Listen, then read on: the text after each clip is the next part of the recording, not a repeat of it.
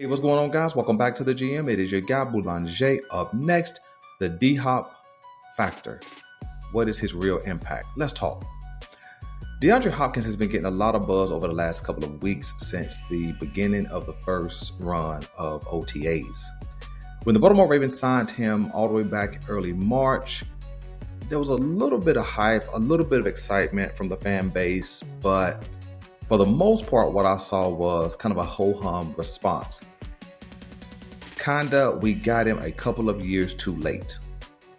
But personally, as I've been listening and watching and reading, I think that the D-Hop factor is going to be more beneficial than what we think and in ways that we never really considered.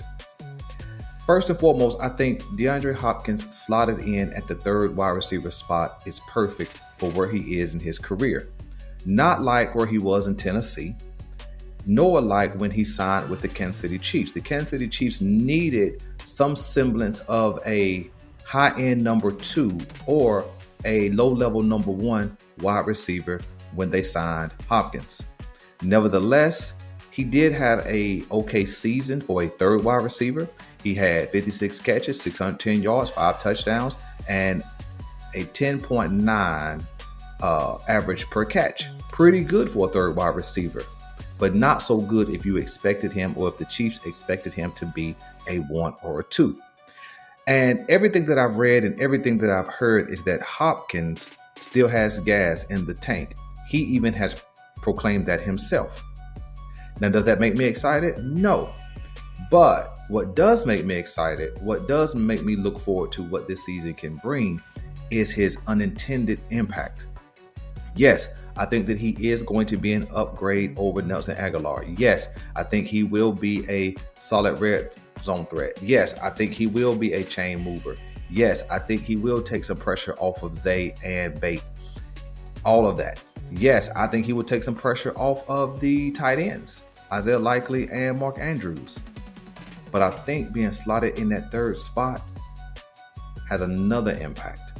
And I think his biggest impact is going to be on Tez Walker.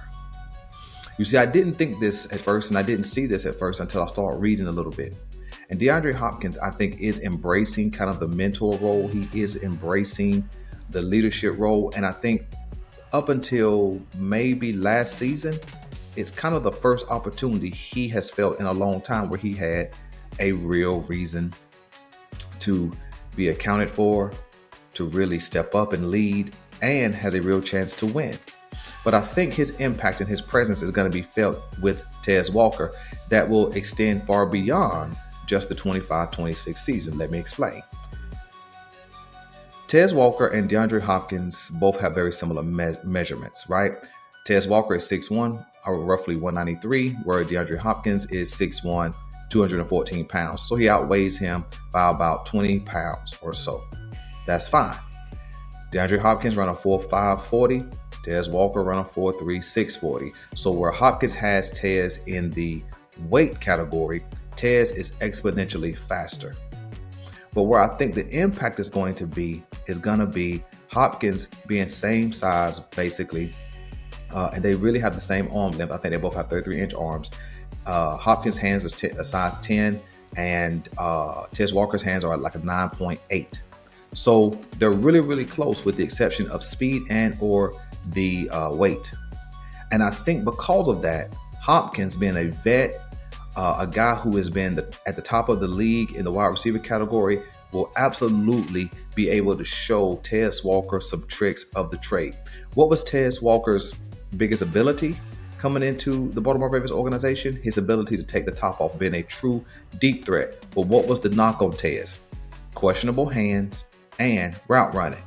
Well, I think DeAndre Hopkins is going to have a real impact on that.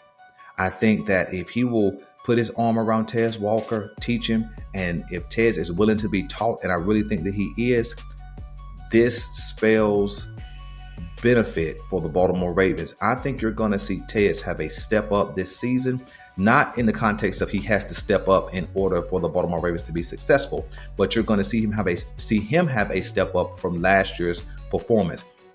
We've basically only seen Tez in one big play I think it was like a 20, 21-yard touchdown from Lamar Jackson, right? But I think you're going to see Tez come up this season with between 30 to 35 catches, probably 400 or 500 yards. And I put his yards that high only because if he gets the ball and gets a step on his defender, it's a wrap. If he takes the top off and Lamar Jackson lays it up, it's also a wrap. So I think that that's where D-Hop's presence is going to be felt the most. I think, yes, it will be felt this season in his own role, his own performance, but I definitely think that Tez Walker has the opportunity to be the greatest player beneficiary of DeAndre Hopkins being in Baltimore. So let me know what you guys think about that, man. Let me know what you guys want me to know. I'm your guy, Boulanger. This is the GM, and I'm out.